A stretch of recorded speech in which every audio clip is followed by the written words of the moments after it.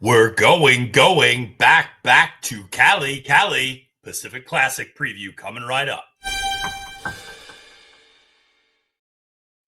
Hi, everyone. Matthew DeSantis here with NYRA Bets, along with a little bit of 90s rap. But I'm also here with my co-host, Kaylie Shapiro, and we are here to give you our NYRA Bets Pacific Classic preview for a huge race on Saturday out at Del Mar, where the surf meets the turf.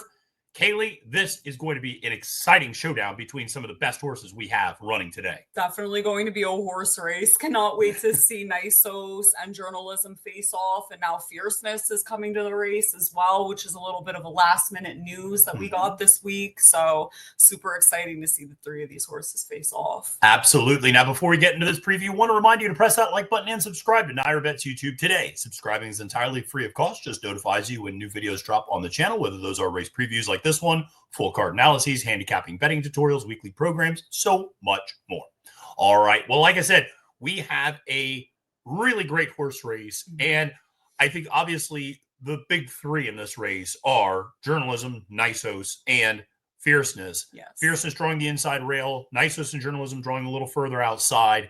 And I think one of the big storylines, particularly after what we saw last week at the Travers with Sovereignty, is can Journalism maybe flatter Sovereignty's form even more by beating the best older horses out in the West Coast? I mean, if Journalism beats the best older horses, then there's no argument for Sovereignty being not as good or a cut below these other older horses. Yeah. And saying that there's such a big threat to him when he goes out to the Classic. Yeah. Journalism beats these. Sovereignty's sitting pretty for the Classic, that's for sure. Yeah, I mean, listen, you can have your opinions of Nysos and Fierceness, and we'll talk about those in this preview, but certainly Journalism beating older horses than the Pacific Classic going 1.25 miles. He's not gotten a win at 1.25 miles yet because he's running a Sovereignty both of those times he's tried to run that distance. That would be a huge feather in his cap. But listen, let's dive into this field, which is, like I said, a really strong field because you have such star power at the top. Nysos is your morning line favorite for trainer Bob Baffert. Journalism, your second choice, 9-5 for trainer Michael McCarthy. Mike Repole announces at kind of the last second, does a little bit of a Twitter poll. Let's see where the people want him to go. I think Mike knows exactly where he's sending his horses. Yeah, I don't think he's letting you and me decide that. But Fierceness decides, or Repole decides we're going to send Fierceness out west. Again, split up Mind Frame and Fierceness. Mind Frame running in the Jockey Club Gold Cup on Sunday. Makes sense. Absolutely. He's out there. But let's start with, the post draw. Fierceness, he drew this in the Met Mile. I know that was coming out of the chute. But one of the things you and I talk about is he does not like horses around his outside a lot.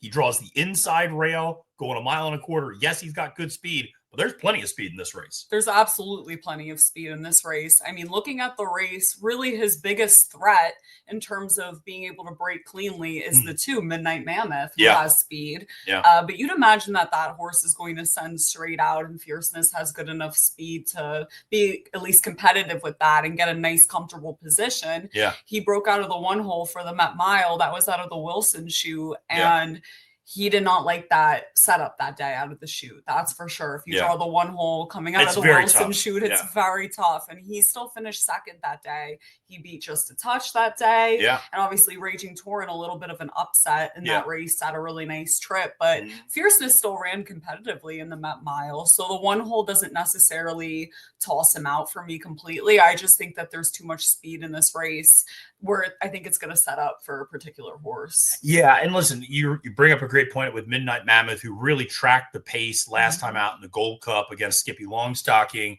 But you look at some other horses in your Ultimate Gamble, that's a horse that usually runs 1 mile or 6.5 furlongs.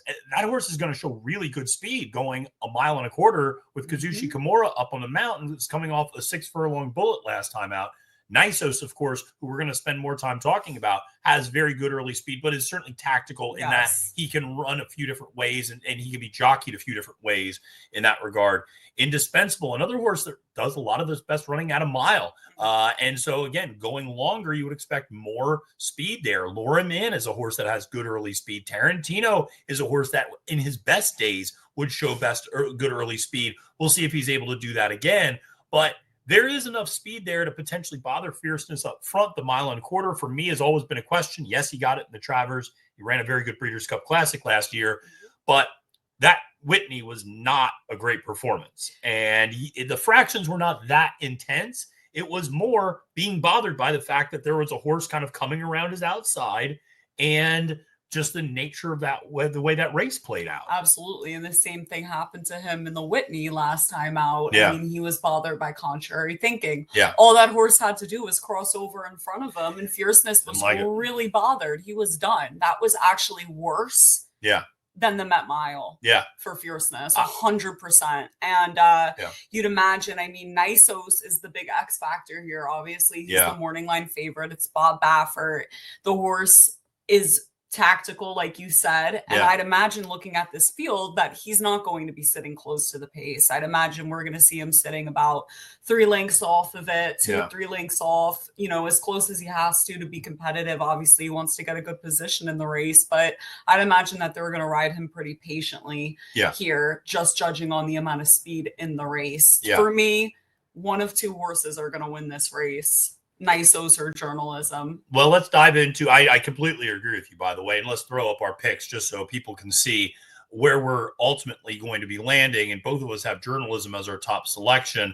But let's talk about Nysos, because he's the morning line favorite. He's a horse that is immensely talented. That cannot be denied. He was a brilliant 2-year-old and won the Bob Hope by 8 3/4 lengths over Stronghold, who came back to win the Santa Anita Derby as a 3-year-old.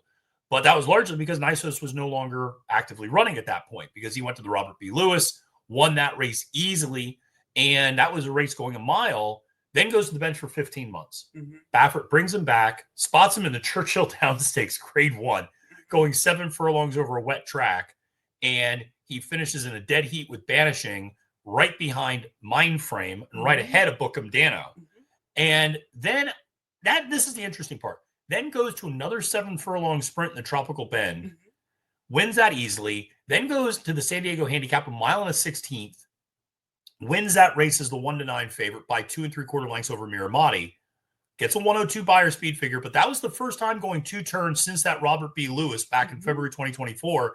Something I mentioned to you when we were talking about this race in production was Nyquist is not necessarily known for getting these marathon distances. Only 5 for 60 are his progeny in these spots, 8%, rather low. Yes, you have the Bernardini influence underneath, but to me, the 1.25 miles is a massive question for Nysos, and one of the reasons why I'm maybe leaning a little bit against him despite all of the talent. Definitely, you have the Bernardini on the bottom side, so you'd imagine that that is going to lend him a helping hand getting 1.25 miles distance. But like you said, Nyquist doesn't necessarily scream the classic distance. Right. So that is a question, and it's a fair question to ask when you're talking about your 8-5 morning line favorite. Yeah. And here's my thing.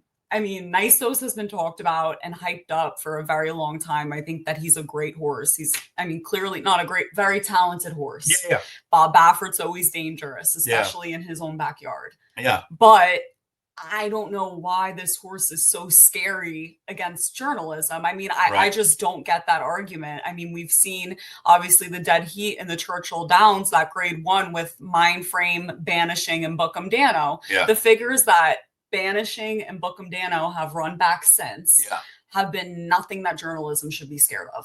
Right. And it actually really flatters Journalism that the horse that he was running second to all year just got a 115 in the Travers. And clearly is the most talented 3-year-old, I think more talented than anyone even had a clue about. And the horse is just getting started. He was under wraps. Journalism, he's a fighter. That's the fact. I mean, the horse wants to win. We saw that on display in the Preakness. That was arguably the performance with the most heart of the year, in my opinion. This horse is a fighter, and he's not facing anything tougher than he's been facing. I don't believe, is Nysos better than Sovereignty? I don't think so. Certainly not at 1.25 miles. No, I can't say that. I don't think anybody can say Nysos is better than Sovereignty at 1.25 miles. Nysos has run 1 mile and a 16th. That's the longest he's ever run.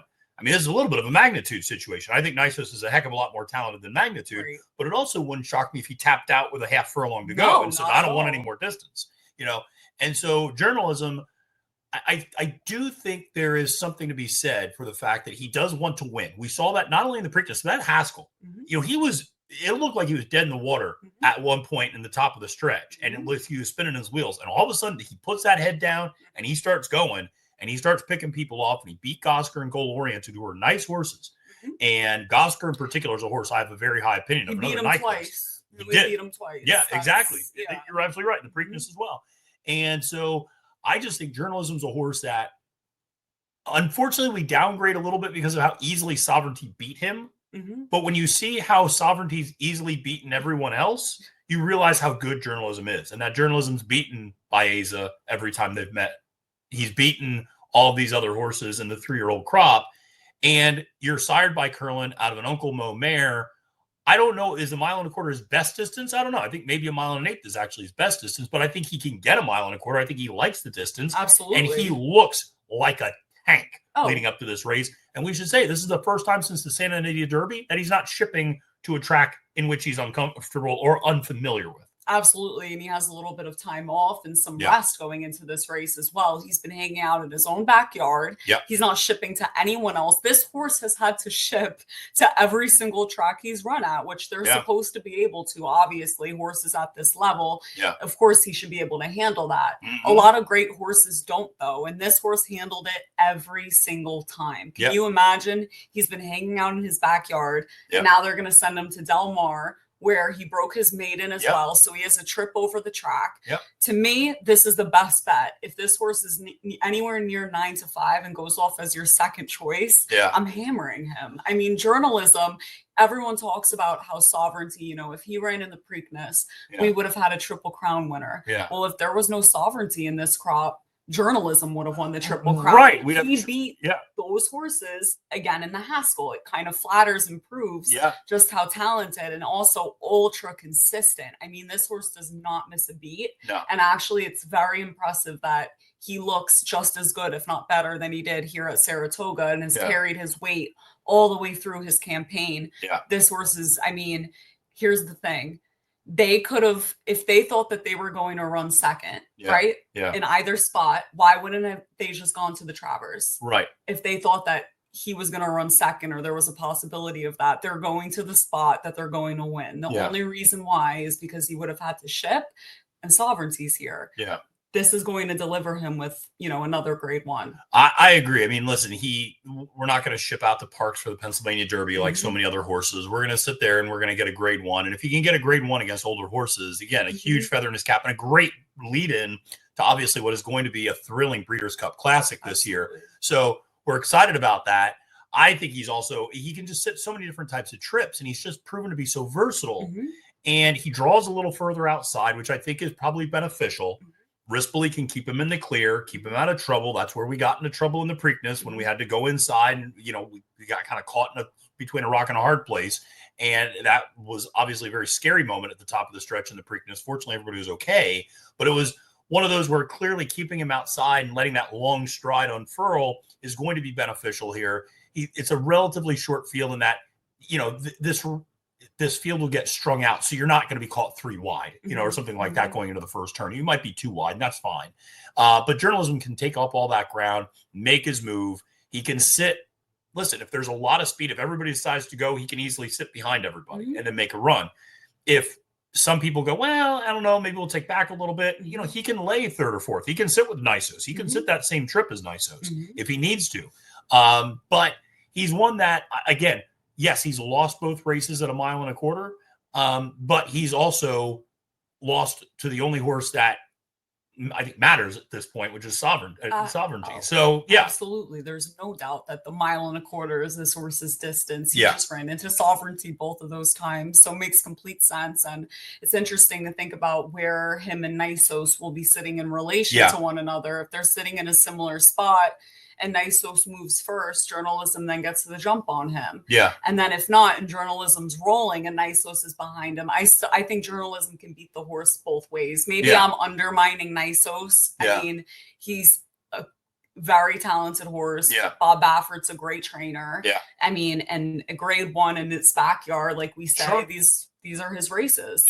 But to me, journalism, I mean, he's proven himself time and time again. He's super consistent, and I believe that he's been competing against better horses and is more exposed actually than a lot of these others in terms of class. I certainly think that's the case going long. I mean, you could argue, Mind Frame, Bookham Dano, very good horses, but they're sprinters. Or Mind Frame's a very versatile horse, could do a few different things. But I agree. When you talk about who he's faced going long, you look at that field in the San Diego Handicap, you look at that field in the Robert B. Lewis, the 2 times, Nysos has gone long.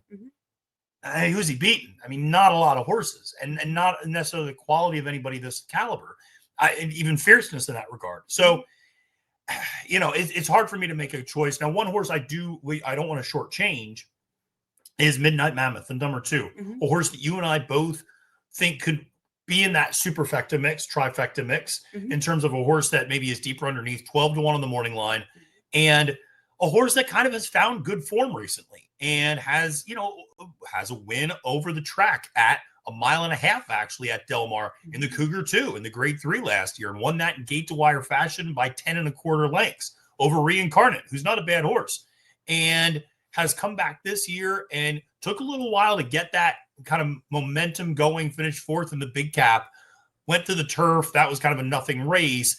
Has come back, though. The 2 races since have been very, very good early speed, and clearly likes the distance, as he's won at 1.5 miles, and he finished second by less than a length to Skippy Longstocking at 1.25 miles. Of course, and that's why I have him 4th. Yeah. He fits in well. I mean, it's not going to be shocking if this horse picks up 4th. To me, I just could not rate him above Fierceness, although I don't believe Fierceness is going to get the win because he's not going to have his ideal setup. Yeah. That horse has been tested going these distances and is not really a horse that goes in and out of form. Fierceness is just a horse that isn't able to win when he's bothered. He doesn't go in and out of form. This horse has gone in and out of form, and both times off a layoff. I mean, I'm looking at it back in 2023, he ran 1,000 yards at Los Alamitos off a layoff, and then last time out in 2025, 6.5 furlongs off a layoff. So certainly we haven't seen this horse since May.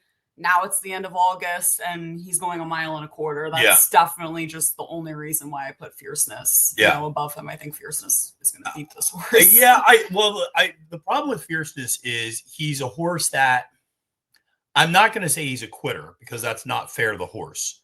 But I do feel like he's a horse that if things don't go his way, he can kind of throw in the towel a little bit. And I will also say Johnny protects him too. And Johnny Velasquez, the jockey, who we should say is flying out there to ride Fierceness rather than staying here to talk about Tommy Joe. We're going to talk about Tommy Joe in that Spinaway preview. But one of the things that I noted in that Whitney was at the top of the stretch, I thought Fierceness was loaded because Johnny was sitting there. I think Johnny thought Fierceness was kind of loaded. And he went to the crop once and nothing. And Johnny just kind of said, okay, I get it. It's not your day. And kind of put him under wraps and didn't really ask him for much more and just kind of rode him out. And I could easily see something like that happening here where it's like top of the stretch.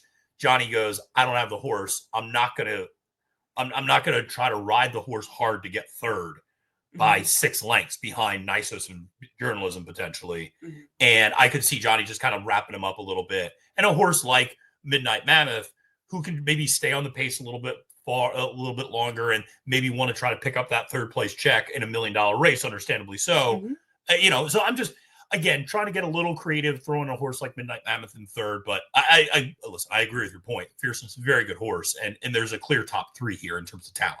For sure, yeah, but it makes complete sense. I mean, Midnight Mammoth is 12-1 on the morning line. Fierceness is 3-1. Right. Hopefully, I mean, I'd imagine Nysos is going to take more money as well as Journalism.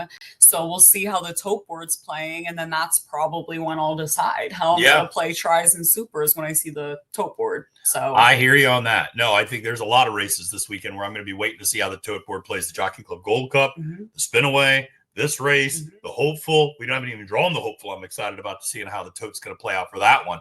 So listen, folks, it's going to be a thrilling race out in the Pacific Classic.